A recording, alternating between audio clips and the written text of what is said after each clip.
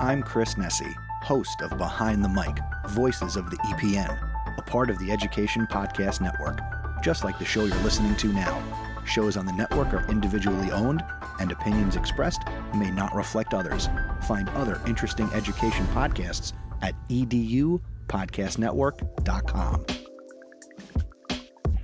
Hello, everybody, and welcome to another great episode of My EdTech Life. Thank you so much for joining us on this wonderful Saturday, or it may be well into Sunday, depending on where you're joining us in the world, or maybe just a couple of hours ahead, just like our guest this morning that I'm excited to bring on. But before we introduce our amazing, legendary guest, I would love to thank every single one of you who watches the show, all of our supporters, everybody that has given us those likes, those shares, those follows. Thank you, as always, from the bottom of my heart for making my EdTech life what it is today. So again, I am so excited because we have a two-time guest now. And I'm so happy and eager to talk to him because he has been just somebody that I follow on social media. The work that he is doing pretty much all over the place has been something that has been definitely inspiring for tech enthusiasts, also for anybody that is in school as far as senior leadership as well. And like we were talking a little bit pre-chat, and even then he'll develop some edtech tools as well. So he is definitely a busy man, but I'm thankful and grateful for him to be able to be here on the show this morning. And I would love to welcome Mr. Al Kingsley to the show. Al, how are you doing on this beautiful morning here in Texas, and hopefully a wonderful afternoon in the UK? It is a wonderful afternoon. The sun is shining. There is no rain, so I am happy. And I'm also slightly disappointed because the last time we both spoke, Fons, we didn't have any grey hair. So that just shows how long it's been.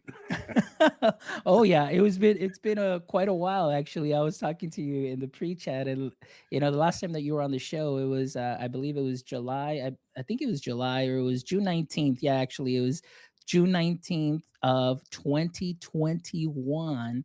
And boy, have things changed, obviously. And so, but again, I'm just thankful that you're here and we get to talk about a lot of great things. Obviously, your work, for myself, just like I mentioned earlier, seeing everything that you're doing and just the positive impact and what you contribute to the ed tech space and the, education space has been something that is amazing. So if you don't follow Al yet, please make sure that you do follow him on Twitter and see everything that he does, and just really how really invested he is in the education space and the ed tech space as well. So again, Al, thank you so much. And before we get into the meat of the matter, because there may be some viewers that are joining us this morning that may not be familiar with your work yet. And so we want to make sure that we make those connections. So Al, if you can give us a little brief introduction and what your context is within the education space. I will do my darndest in a succinct way for you, Fons. Yeah, so, I mean, where's the summary? 30 years in the edtech space, so I reckon I'm starting to get the grip on it.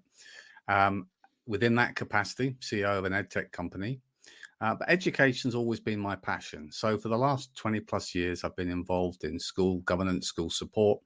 I'm currently chair of a multi-academy trust in the east of England, a bit like a school district, supporting schools right the way through K through 14 in terms of gaps, I guess, in ages. In addition to that, I also support and chair a school for children that struggle in mainstream education. We refer to as an alternative provision. I work with the Department for Education in the UK, supporting academies, which is one classification of schools across the east of England. I also chair our Special Educational Needs and Disabilities Board for our region. And then alongside that, I wear a hat supporting as chair of the British Education Suppliers Association. And as a fan of kind of co-production, for me, the two go hand in hand. You've got to be involved in day-to-day in schools, supporting schools to understand where the pressure is, and then to look for innovation and ways that you can support with technology where appropriate. And as you know, within those little gaps and those quiet evenings, I also like to turn my experiences, the things I've learned, the things I've seen, and occasionally the things I've done, into articles and books, to just try and give a signpost, a question list and a checklist for others. Excellent. Well, I mean, again, very succinct, but if you do follow Al, you will see that there is definitely quite a trajectory there, and just a lot of great work. And, from the time that we first, had our first show, you had your first book out. And then after that, as time has gone on and, things have changed within the education space, obviously due to COVID and, coming back to brick and mortar and, just it was just a whole readjustment, realignment. I know that you came up with two other books. So if you could just briefly share a little bit about those two other books. And then, I know our main topic today, which I'm thankful to focus on, is on strategic planning, especially on the digital aspect. But, if you can share a little bit about your writing, that would be great. Yeah, I never really planned to write a book. In fact, my first thought was, doing 1,000 words for an article was a bit of an ask. So the first book became lots of 1,000-word articles that I stitched together, and I produced my secret EdTech diary, which was, I think, quite timely with the pandemic and that change in the role and importance of technology to support and mitigate some of the impact for our learners. So that was a history of technology the last 20 years, moving forward, lessons we've learned, and strategies to adopt and grow our digital strategies. I was then asked, one of the biggest challenges we saw, certainly in UK schools, but it replicated around the world, was in terms of that governance and oversight, the pressures on our school system. How do we actually create the right challenge, the right frameworks to really make sure that we're delivering impact? So I wrote my school governance handbook, which was all the kind of questions to ask from an oversight and leadership perspective. And then the last 12 months, we've seen replicated around the world. Obviously, from my perspective, it was very much looking at the UK system to start with, but huge pressures on education. We typically talk about our measures of success and impact as being student progress and student attainment. But actually, increasingly, when we look at our kind of key measures and our key pressure points, risks right now in our school systems, it's teacher recruitment and retention, it's well-being, it's social, emotional, mental health, it's financial stability, being able to squeeze more out of those dollars, but actually make the right choices where potentially we can grow and be more cost effective.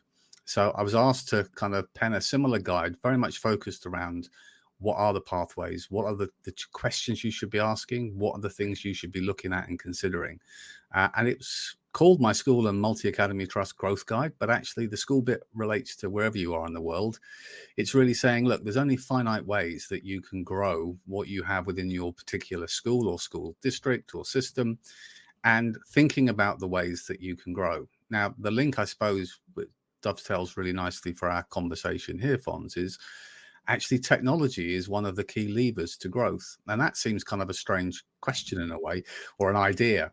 But whether it's, wherever you are in the world and you've got a school that's coming to join your cluster of schools, well, having an ecosystem and a technology infrastructure that allows a school to plug in, access resources, share data, allow you to effectively oversee and manage at the school, that pre-planning and having the right digital infrastructure, which ties into your broader digital strategy, is really key.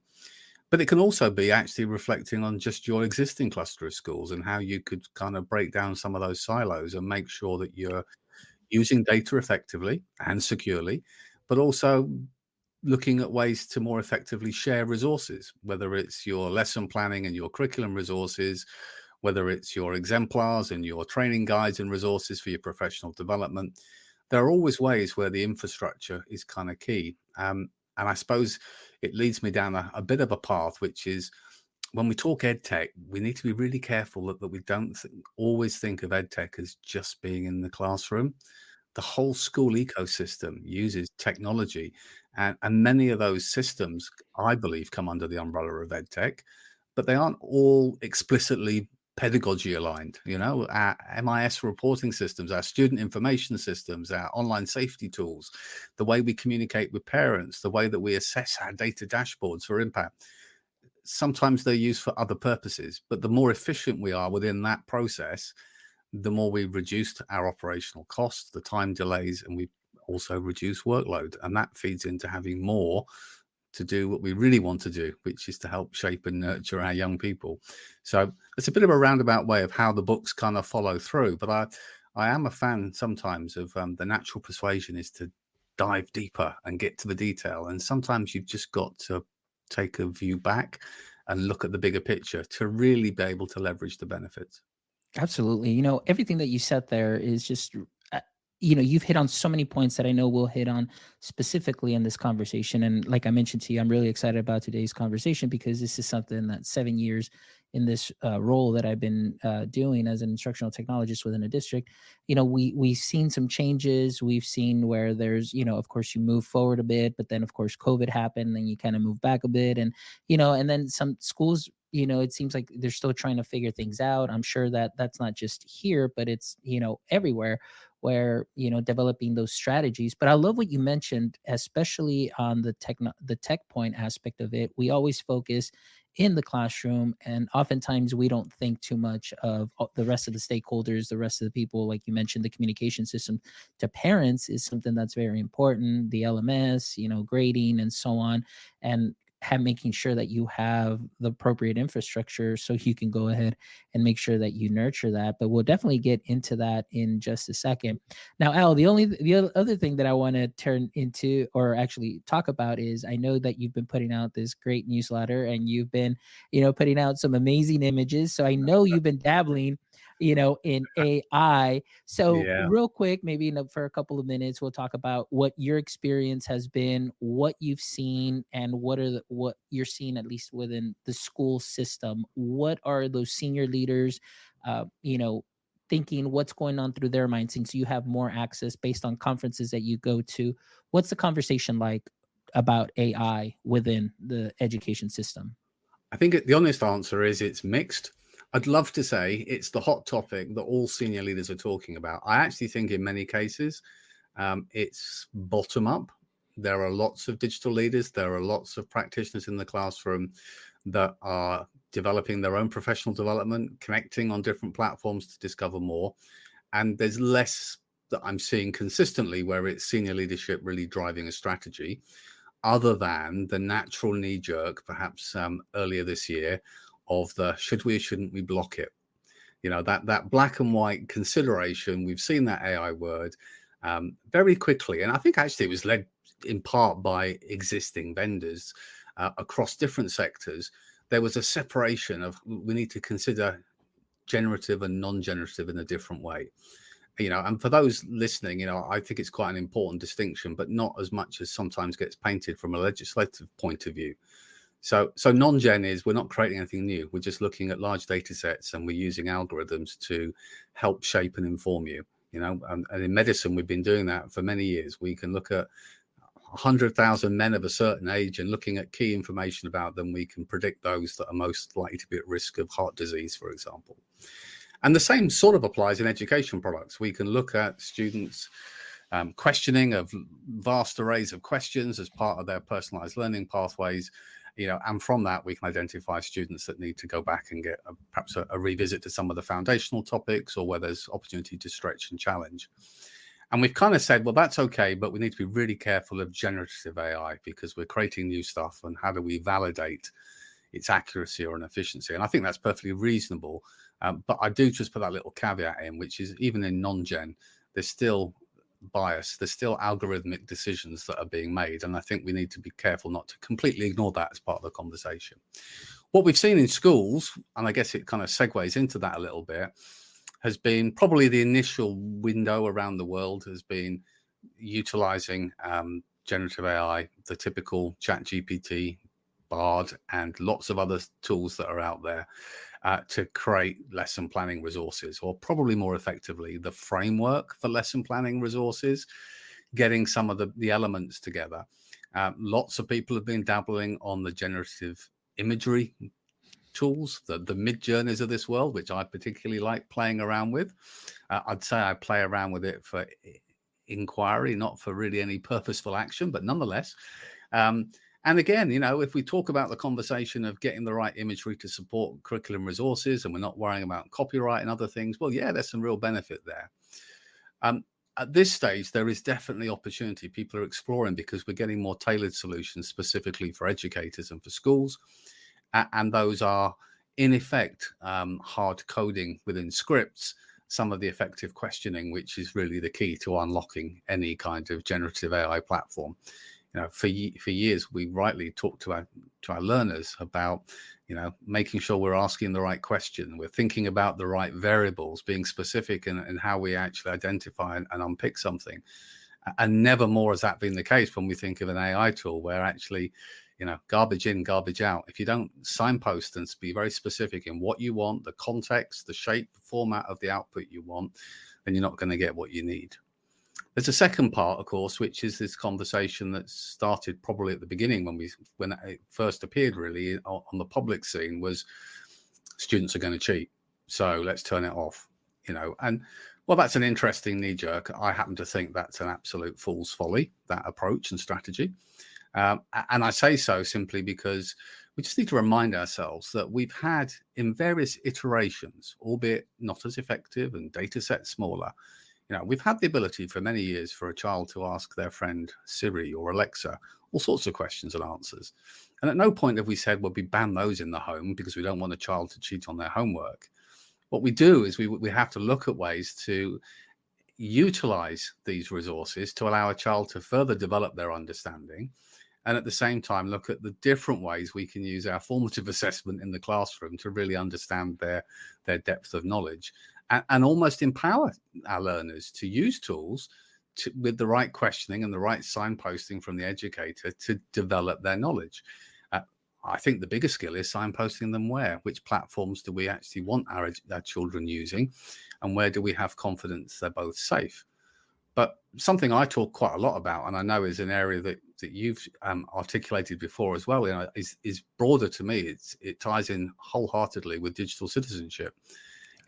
Fundamentally, the best way we empower our learners is to give them the skills. And I've written a few times recently how those things that we often call soft skills, which is a nice way of discounting things, are now being considered more the power skills by employers.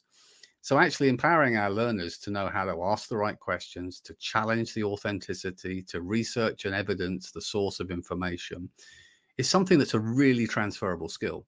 So I've probably gone off down a slight segue, but the practical answer is those conversations are having, but I don't think schools have got enough leadership buy-in yet. The buy-in has been the yay or nay to use, and do we need to have a policy for that, rather than really thinking about how do we bring educators together the same way as we did with our broader digital strategy or certain curriculum provision, and actually get groups working together and coming up with effective proposals of how it can be utilized to genuinely impact positively on learning. There you go. Excellent. Well, actually, that really segues great into obviously the main focus of our conversation. And I know that in what we've discussed so far, you've kind of touched on some of those points, but I would definitely like to dig in a little bit deeper, and especially that we're talking about digital strategy and how that is key for schools. So I want to ask you, in your experience and what you've seen, what are some of the, I guess we want to say maybe biggest mistakes, I guess I would say, or just mistakes that schools make when adopting new technology without a defined strategy? Yeah, there's probably two strands I would probably refer to on it. I think the first is the broader making a decision about what we want to do. And the second is then the detail of how we select the right technology, the right platforms to actually deliver on that.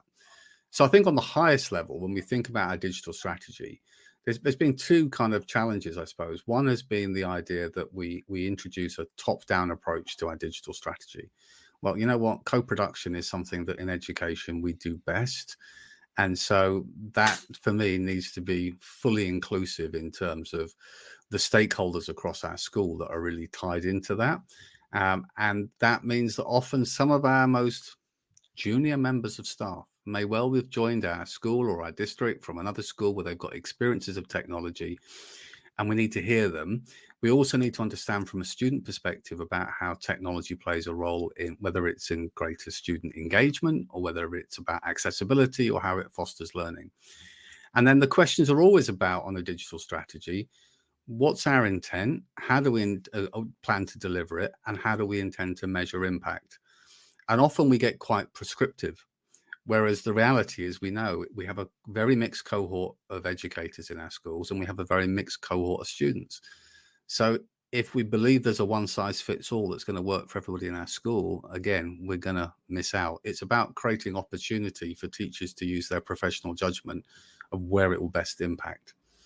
So what I've tended to see where it's been successful has been digital strategies that, rather than one person being the all-knowing, all-seeing person to make the strategy, is that we've got all the stakeholders involved, and often the digital strategy becomes different pillars, whether it's about students' digital skills, teachers' digital skills, bringing in innovation, looking at the infrastructure of our technology, looking at how it can foster and collaborate communication, whether that's teacher to teacher, teacher to student, or teacher to parent. And then the last strand is also how it can benefit staff and student well-being. And that could have a little brackets on the end, which is tools to save teachers time. But nonetheless, well-being is a really key strand. And that allows you to empower different educators with different experiences to lead those different strands. And you get a much richer and a much more structured and nuanced digital strategy from that. Then the second part is, okay, we've decided we're following this path. Now we want to go and acquire a solution. And it doesn't matter whether we're talking software, hardware at this stage. For me, there are two strands. This is not, again, a one-person evaluation cycle. We've got a technical consideration of, will this technology work within our infrastructure? Is it platform agnostic, or is it going to tie us down a certain path for future years? Is the data secure, and how do we know it's secure, and have we risk assessed around that? And we'll have things like, does it plug into our existing system? Have we got to duplicate data, or will it bring in our rostering information, and so on? So there's kind of a techie journey. In parallel, there's an educator journey. Have we already got a tool that sort of does this? And sometimes it's like, oh yeah, what about other schools in our cluster? Maybe we want to make sure we're consistent because there's some economies of scale there, whether it's for professional development or physical licensing costs. Are we really clear on what its intent is? And are we happy that it will meet our particular needs, and how we're going to measure that? And if we kind of get ticks on all those boxes, then we can spend some time actually evaluating the product, because there's no point evaluating it if it's never going to pass our data protection plan, for example. So we often then move into that phase of make sure you've got a vendor presentation, make sure you've tried it on your devices, looking at evidence. So is it comparative evidence? One cohort of students used it, one cohort didn't. Is it evidence we've got from white papers, research studies? Have we talked to peers who already use that technology to look at their white papers or case studies that they've got around the technology? All the things that align with our measure of wanting to use evidence-informed edtech. Now, good vendors should provide you with lots of evidence, externally validated, whether it's, depending on the type of product, it's pedagogical qualities and content, or whether it's about those plans in terms of where the data is, its privacy agreements, or whether it's about things like data maps. Because one thing you don't want to do is commit to a platform, a solution, a technology, and find it sticky. And something I often talk about, sticky systems are great for vendors, not so good for schools and districts. Because if you decide in a year's time, and thinking about the pace of change in the world, there's a better solution. Maybe it's cheaper, maybe it does more things, more functionality. You don't want to be in a position where your existing data is stuck and it's really hard to migrate into that new system. So thinking ahead gives you more choices. It puts you at the forefront of the discussion as the customer in that environment. And then when you follow that rubric round, you then get to the point of, well, now we can make a recommendation to purchase. And so I think separating those two bits for shaping strategically where we want to go, getting all those voices together, making sure it aligns with our own development plans for our school and our priorities, and setting a direction of travel for the next 5 years, bearing in mind your strategy will be updated and will change as the years go on. And then separately having that much more structured approach to how do we select the right tools gives you more confidence. And then my last tip has always been, and I've seen it with many schools, is ironic for somebody who's very supportive of EdTech, sometimes less is more. Don't try and do too many new things at once. Those that do end up with loads of projects that aren't quite finished and a lot of really stressed staff. Do one or two things, do them well, embed them, make sure you've got the right wraparound CPD, not just once, but throughout the year. And at the end of that process, you'll actually find that you've got measures of impact, you'll build confidence, and you'll be in a much stronger place to then move forward and take it further. I absolutely love this. I think this whole bit right now that you just said should be a guide, maybe. So I'm giving you an idea Oh, I'll here. write a This book on that. transcript, yeah, you wrote, you already have it in a book, but this is kind of like that shorter, condensed guide. Like, Yeah. here's a quick, notes for your CTOs and all the stakeholders. Because I love the way that you talked about this, Al. It's so important because oftentimes this is something that may not be seen within a lot of school districts, depending on leadership as well. But I love the fact that you've talked about including all major stakeholders, not just IT staff, but you're talking about all school leadership, even finance. Also, obviously, somebody's got to pay for all of this. So you want to make sure that in the long run, you're going to get your return on instruction and return on investment as well. So that's something that's very important. But I also love the fact that you're saying, like, hey, let's try this out, but let's keep it simple. And oftentimes what happens is there's so many apps out there, there's so many platforms, and I get it. It's a business. You want to make sure you sell, and you want to make sure that you get your product within the doors of that school district. But are we really doing a due diligence? Because oftentimes it seems that many of the processes that we go through seem to be rushed because we just need to have a product, and we need to have something that's going to do. And then you get it, and all of a sudden it's you purchased something that you, or in other words, you got something that wasn't what you thought you purchased, and now you're stuck. And like you mentioned a couple of things, that's a trickle down effect, because at the same time, it's the teachers are going to get frustrated because it's like, hey, you sold us on something, but we didn't get that something. We got something else that's a little bit more difficult, a little bit more. The user experience isn't there, and it just becomes like another thing on their plate. Mm. And of course, that leads to just you know teachers not being very happy, but also the students get affected because they're not using this. So I love This what you said. I'm sorry, real quick. I just said, I love what you said as far as keeping it simple. Keep it simple, find what is working for you right now, and just stick with it, and then just kind of see, okay, what else is out there maybe for future. But if it's something's working for you, I mean, just, and you've got the reporting, everything's connected to your LMS. You're getting exactly what you need as far as student data is concerned. Everything works on all the devices.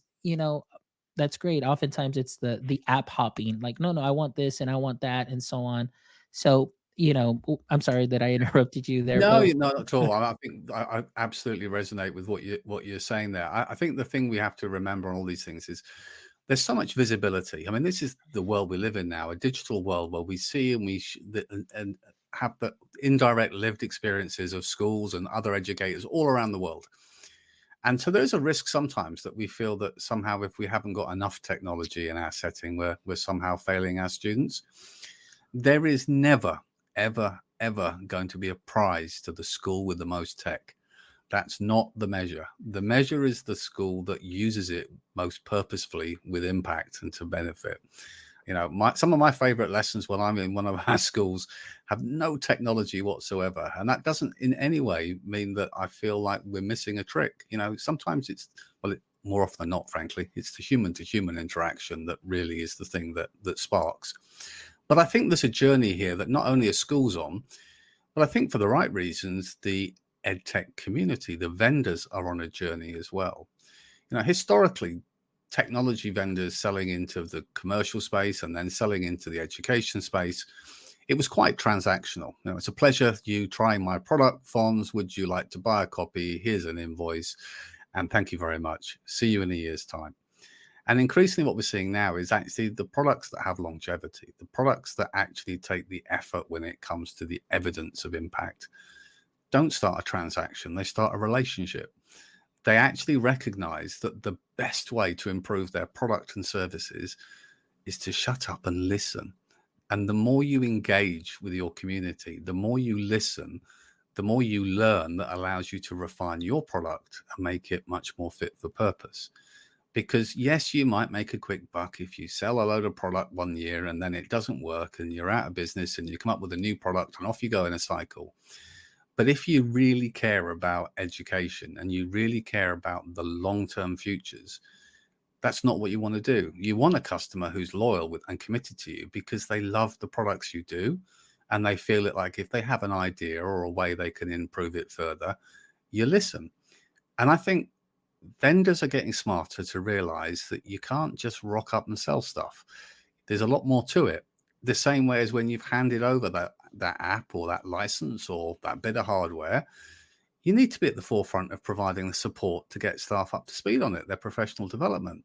Because if they get the right support and they use the product effectively, big surprise, they're much more likely to stick with your technology and keep using it because it's doing as it was intended. So understanding that kind of becomes a natural progression to understanding why the power of professional development, the power of being involved and getting involved in conversations and listening and going to events, the more you understand, the better that feeds back into product. And the same way as educators, for the right reason, and schools are realizing that this new digital connectivity gives them a much easier way to share their dissatisfaction as well as their satisfaction with solutions.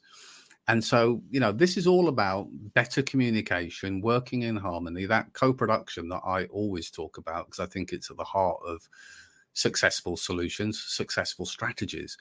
And big surprise when we talk about change, project management within our schools, co-production is ultimately because everybody knows the reason you're going on your journey and what you're hoping to achieve.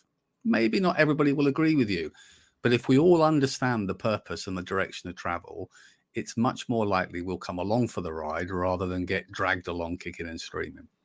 Excellent. I love that. Yeah, you hit on so many things there that it just, again, it's been great what I've been hearing so far, and I'm just already thinking like these are just some amazing sound bites that you are definitely sharing. And I love how you bring it back also to the co-production. I mean, that's something that is so important, and oftentimes, I think that at the beginning of the school year or towards the end of the school year, there's always kind of a like just this nervous energy of like we got to get something for next year, and there's this anxiousness of like, well, the teachers didn't like this year, what are we going to get them? And then it's you make decisions based on just the leadership up at the top, but we never really take into account what the teachers are doing or using. And maybe it's because you only hear it from maybe certain teachers that say, no, this product isn't working, but yet there may be more teachers that are saying, hey, this is great, like, this is the kids are enjoying it and so on. And sometimes decisions are based on a certain subset of teachers rather than actually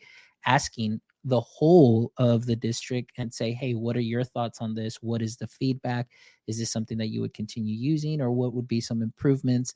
And so that's something what I feel I see very often in neighboring school districts, where I've talked to some of my colleagues, in those districts, and they're like, yeah, man, like everything was working fine. And then all of a sudden it's like, nope, we're going to go with this now. And then it seems like every year it's just a different onboarding and a different product and so on, so that consistency isn't there. So my question to you as far as that is concerned, so innovation, we talk about it, experimentation with technology. So how can we ensure that the strategies align towards that broader goal, and maybe kind of, suggestions on how not to just app hop based on maybe small groups of feedback? Yeah, I mean, I've always maintained with a digital strategy that people often try and say, my rather poor analogy, is if the budget this year provides us with $50 of gas, we shouldn't be setting the direction of travel of how far we can go on that gas. We need to be thinking about where our ultimate destination is in 5 years from now, 10 years from now, or the framework that allows us to head on that journey. And then each stepping stone based on the financials, at least we're heading in the right direction with our first $50 of gas. And sometimes we see schools heading south and then realizing they look at a different platform or tablet instead, and suddenly everything they've done gets thrown away. So like most things, if you want to introduce change, it's much better to build change step by step in a structured way than to try and be too radical too quickly. I do think the pressure to innovate and adapt, sometimes we try and bite off too much. And often, I point the finger at some of our senior leaders and say we need to be mindful that actually what we're asking of our staff within our schools sometimes has far greater impact than you realize in terms of how much they've got to spend and invest of their time for professional development. But also, if we want to use technology effectively, it's not just understanding the tool. It's actually thinking about how that tool can be used within the teaching and learning to actually add value and be purposeful. And that's not something that you can do overnight. I do think we've learned lots about we can better share resources so that when new staff join the school, they can access some of the learnings and experiences that already exist. I know in a number of our schools, in fact, last year I felt slightly embarrassed given that it's something that I'm such an advocate of, but in one of our schools, we had some new interactive screens delivered that we'd already got in one of our other schools. And they'd had some professional development and someone had come on site to do some training. And I asked the question, did you invite any of the new staff from our other schools to come and take part as well? Or did anybody record the training session so we could share it with them, knowing they've got the same technology? Nobody had thought about it. And it was, it's a genuine mistake. But there are little things we can do that says, well, actually, if we're going down this journey, we could capture this because we're going to get new staff join us during the year, at the start of the next academic year. We've got a big cohort across our broader ecosystem. We could actually be pre-building our own resources, our own learning library. That means that those foundations become embedded for staff and new staff can access them easier. And then we can deliver change. I absolutely said there's some key bits that I always recommend. If you're buying technology applications, make sure they're device agnostic. It doesn't limit your choices. The second thing is think of the foundations and build the layers step by step. Most schools think when we talk digital strategy, depending on your role, that we're talking about spending more money. That's the assumption. Whereas actually the first wave of that process is actually to look at what you've got, resources, physical and the apps, and actually reflect on how effectively they're being used. In most schools, you'll find there are some devices, whether it's computers or tablets, that are either in a classroom space somewhere or in a cart that are being used once or twice a week that could be much better deployed somewhere else. Or on reviewing all of the subscriptions that you've got, you've moved on 2 steps with your preferred curriculum choice for your subject. And there are other subscriptions that are still being renewed just in case. And that actually by having a really clear grip on what you use and reflecting on what you use well, you'll actually save some money that will give you the flexibility to then from an informed position say, now I'm going to use that to do more of this because I already know this works well. And so suddenly we start building from a position of evidence. And then naturally we say, well, if we want to add something new, we need to find a different way to fill the evidence bucket. So who else do we know that uses that tool? Where are we into again in that evaluation cycle of giving us the confidence? And then are we clear ourselves how we're going to measure it in the next year?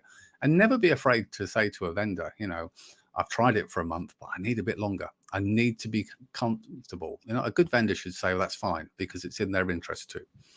I think moving forward, I'd say, well, make sure you subscribe to My EdTech Life, because one of the most important things is being informed about what's happening in the world of technology and education and how that might shape our choices as the years move forward.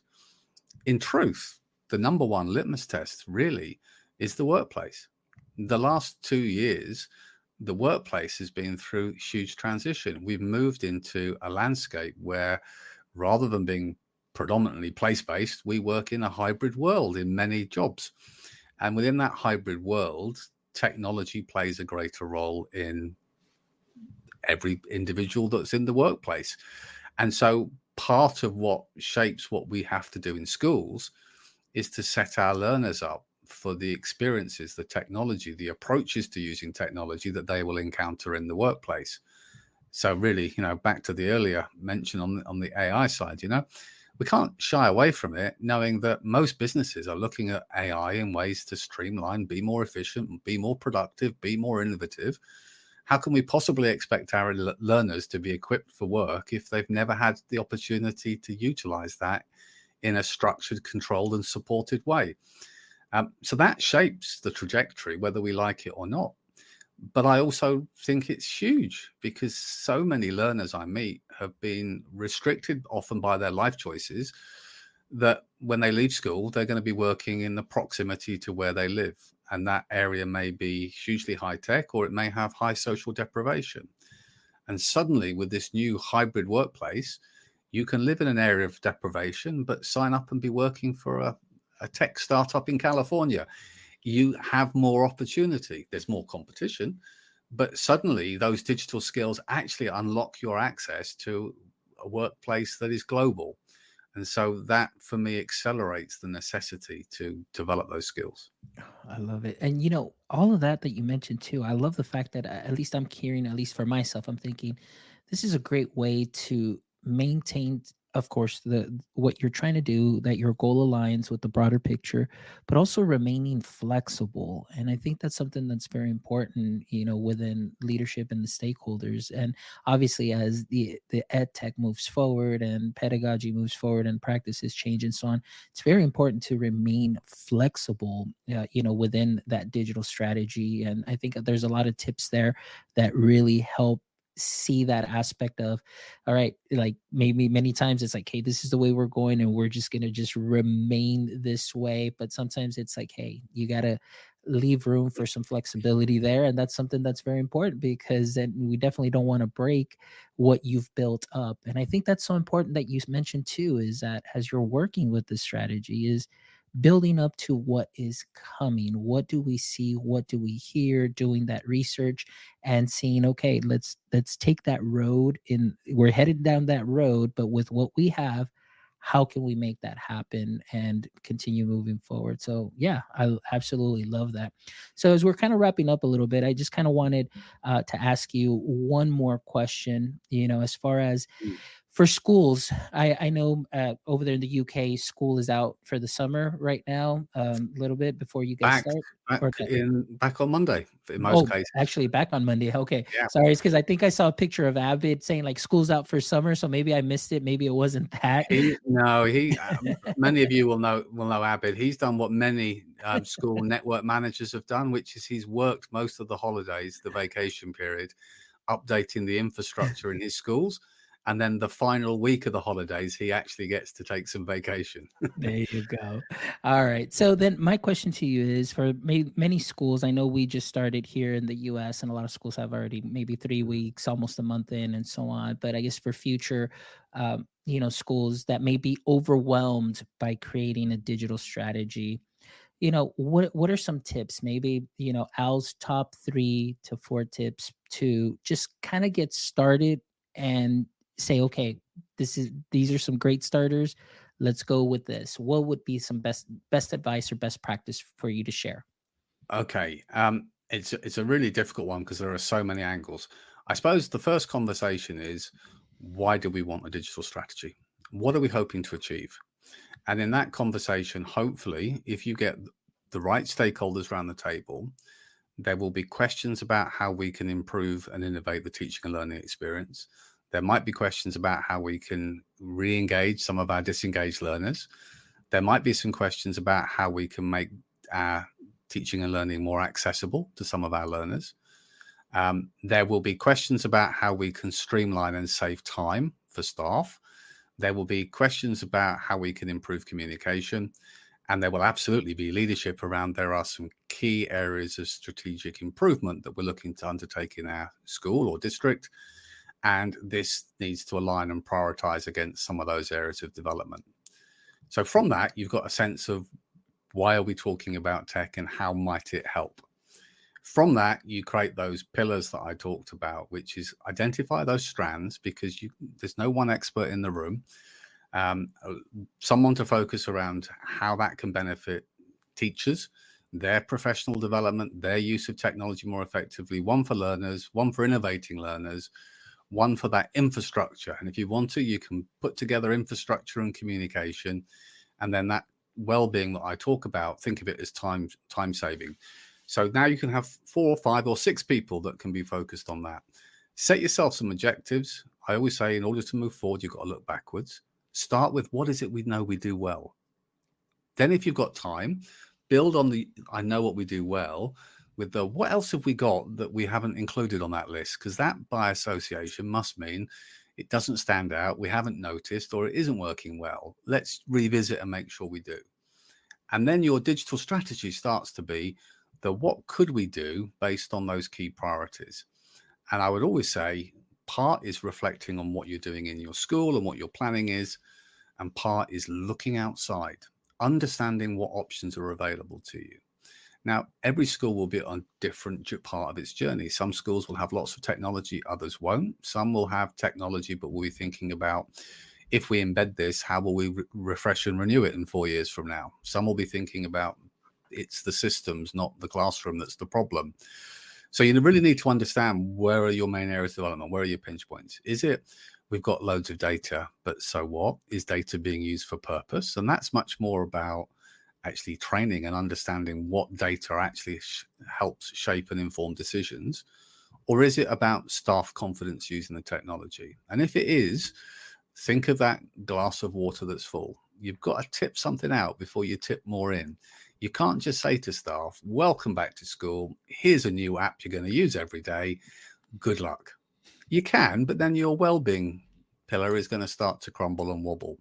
So we've got to think about, how do we introduce that? And that's the point of actually communicating. We're thinking about this solution. We're thinking about it because it will do X, Y, and Z. And we think it will have an impact and time saving for you here. Let's do the professional development. If you're really interested, let's pick a few of you to be involved in the evaluation cycle. And now there's no surprises. We bought into it together. We're in this journey together, and we can all understand the objectives. If you try and do that with one thing, maybe two, it's manageable. Try and do it with 10 things, and we're trying to spin multiple plates and see how many we can keep up. So temper your enthusiasm until you've been through that project cycle. Anybody who's familiar with change, thinking of things like Kubler-Ross change curve, we start off thinking, yay, we've got a new idea. This is going to be great. And then suddenly the realization hits us, and, oh, we've got to learn this new product. We've got to install it. We've got to get our CPD. And often you've got to go through that period before you start to see that, oh, this is exciting. And, oh, I've just learned this with it. And I can now add this to my teaching and learning. And now my students love it. And we're heading back up the curve. Finding and recognizing that those are parts of the cycle allows you to preempt with the support and wraparound you put. And my final bit would be flag bearers, something I'm really passionate about. In most schools, we know who's got which classroom, and possibly we know their phone number if you need to call them. But it's surprising in how many schools, if I walked in the door and said, so who's the expert on classroom.cloud, or who's the expert on Teams forms, or whatever it might be, everyone would scratch their heads. You will have within your school or your district, without a doubt, you will have educators who are doing some amazing things with the tools that you currently have prescribed. You need to signpost them, need to identify the flag bearers, so that when other staff decide, you know what, I'm going to start playing around with creating Microsoft Forms and do the next thing with it. Not only am I relying on YouTube and, of course, other video servicing platforms, but I actually know there's somebody on the teaching cohort that I could reach out to for a bit of support and guidance that might save me a lot of time, but also give me confidence if things aren't quite right, that I can support them. So if you've got the 5, the 10, the 15 key applications that you use across your school, who are the 5, the 10, the 15 flag bearers that you can signpost to give staff that personal confidence to reach out? I love it. I love it. That's great. Thank you so much for sharing that. I mean, you hit on so many things today that it's going to be great to just go back and listen to the show and just really pick those knowledge nuggets and just sprinkle them onto some of the things that I'm doing. And of course, some of the things that we're doing in our district too, and just to share those things. And so, Al, I just thank you so much for just sharing your expertise, your experience more than anything, because you travel, you get to see so many districts, you get to meet with so many great leaders, and you get different perspectives, and you continue to learn. And thank you for that, because you also continue to learn and you get to share what you continue to learn. And I think that's one of the most important things there as well, learning from your own experiences, but learning from others' experience as well. So thank you so much for everything that you do and contribute to the ed tech education space. And thank you just for being a great friend. I really appreciate you very much. And thank you for being a guest here today. But before we go, we always love to end the show with the following 3 questions. And of course, if you've seen the show, I know you're maybe familiar with the last 3 questions. I know things have changed a little bit in the 2 years since you were last on. But, the first question that I always love to ask is, as we know, Superman's greatest weakness was kryptonite. So that really weakened him. So my question to you, Al, is, within the education space, what is your current edu kryptonite?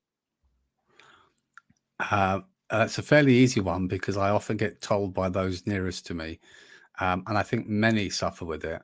I'm not very good at saying no. I say yes to too much, and I put too much pressure on myself to try and do as many things as I can.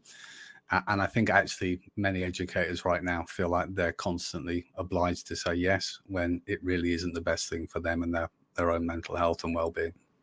Excellent. Thank you so much for sharing that. All right. Question number 2, Al, is if you could have a billboard with anything on it, what would it be and why? And it can't be a Porsche. Okay. Oh, damn it. You know what? I could put so many things on a billboard, but probably the thing that I would say right now is something that I just think is really important. I would probably put on the billboard, "How are you?"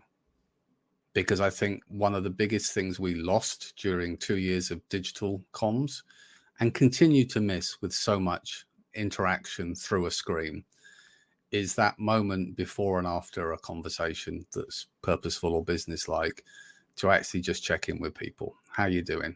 And that how you're doing can mean a lot to people depending on what's going on in their lives right now.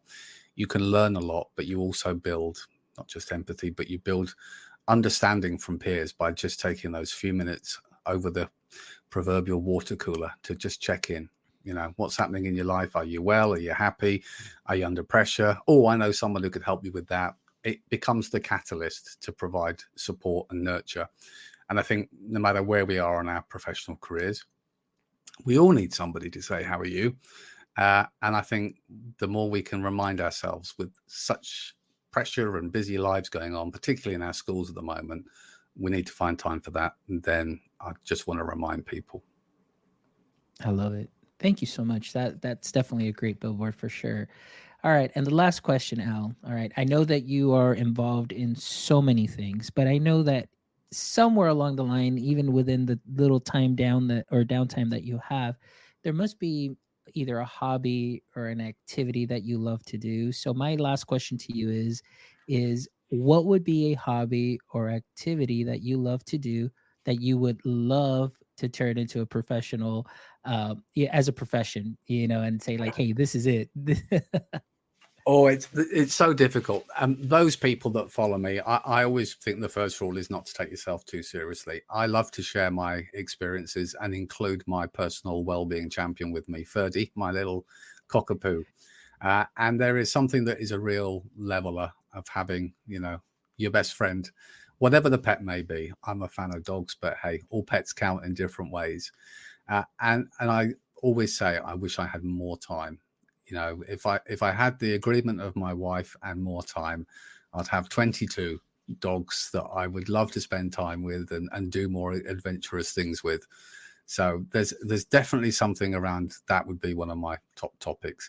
I have a bit of a penchant for classic cars, older the better, and I've always had great pleasure in either taking part in restoring and bringing something back to life, or in my latter years more project management than hands-on. But it still continues to be something that I love, the history of old cars, and maybe that makes me good in an eco sense in some shape or form. But yeah, something. So maybe cars with dogs in them. That would be my combination, which sounds highly unlikely, but there we are. I love it. Hey, maybe you can start your own podcast or something to like, what is it? What is it? Dogs and cars or something. And then it's just you just, driving around with your dogs in a nice classic Porsche and just recording yourself and your thoughts and your ideas. I'd be listening to that all the time, but I think that'd you be might great. be the only listener, to be honest, Franz. But nonetheless, it's an idea to consider. Hey, it's an idea to consider there. But Al, again, thank you so much. I really appreciate My your pleasure. time. Thank you so much for all your wonderful shares. I know that our audience members that will be catching this on the replay are definitely going to find some golden nuggets there that they can take back and sprinkle onto what they're doing great and to take them back to their districts as well, and just to get some conversations going and trying to figure things out and just sprinkle it onto what they're already doing good and just continue to move forward and as we navigate the education edtech space. So thank you so much. I really appreciate you. And to all our audience members, thank you so much as always for making my edtech life what it is today. We appreciate, as always, all the likes, the shares, the follows. Thank you so much for all the support. Please make sure you visit our YouTube channel, give us a thumbs up, subscribe to our YouTube channel. We're trying to get to 1,000 subscribers, so any help would be greatly appreciated. But thank you all for those that have been subscribing to us, whether you're listening to us on Spotify, you're listening to us on Apple, on your favorite podcast player. Thank you so much for making us part of your listening pleasure, whether it's morning, noon, or afternoon. It doesn't matter. Thank you so much as always. And please make sure you visit our website at myedtech.life, myedtech.life, where you can check out this amazing episode and the other 227 wonderful episodes with educators, creators, edupreneurs, founders, and so on. You're going to find a little bit of something for you there that you can take from, that you can learn and add it to your tool belt as well. So thank you as always. And my friends, until next time, don't forget, stay techie.